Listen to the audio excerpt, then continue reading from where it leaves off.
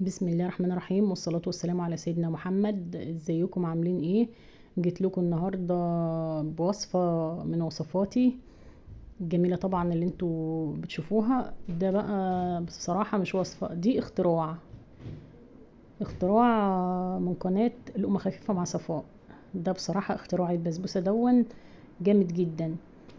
جبت طاسة زي ما انتوا شايفين، رفعتها على النار ونزلت بيها بمعلقتين كبار من السمنة البلدي، وكوباية كبيرة زي ما انتم شايفينها كده، كوباية دقيق سميد كبيرة، دي اللي هو دقيق البسبوسة، دقيق السميد.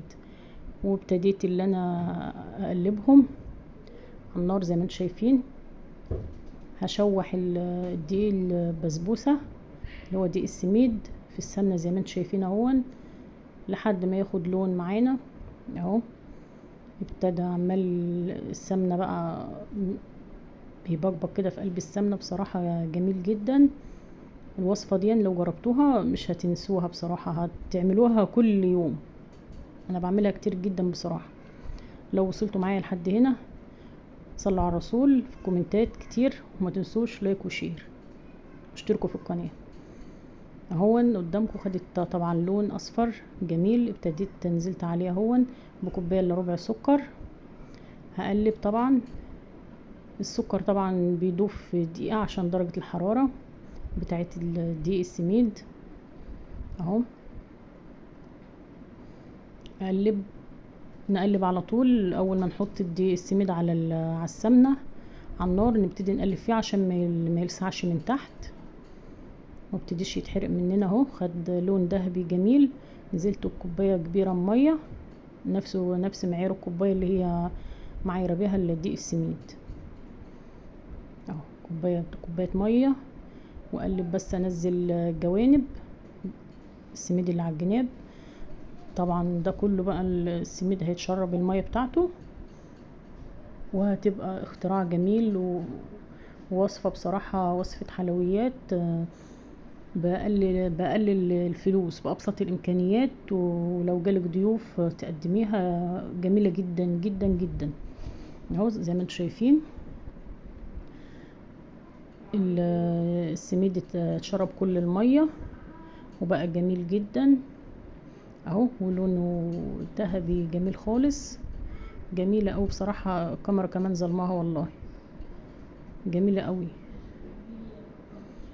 اهو. زي ما انتم شايفين جبت بولة غويطة معانا وحطيت عليها كيس تلاجة.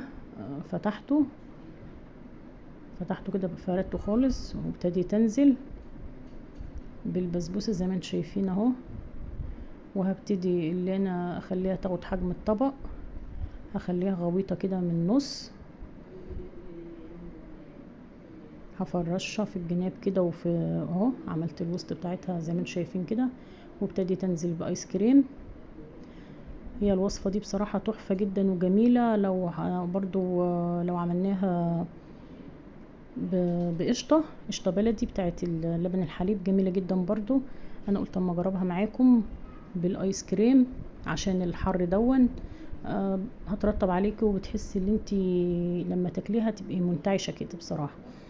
جيت اهو قفلتها كويس واسيبها بقى. هي طبعا ايه، هسيبها تبرد وبعد كده ادخلها التلاجة لمدة ربع ساعة. اهي بعد ما بردت ودخلت التلاجة ربع ساعة حطيتها، فضيتها قلبتها في طبق تقديم زي ما انتم شايفين اهو.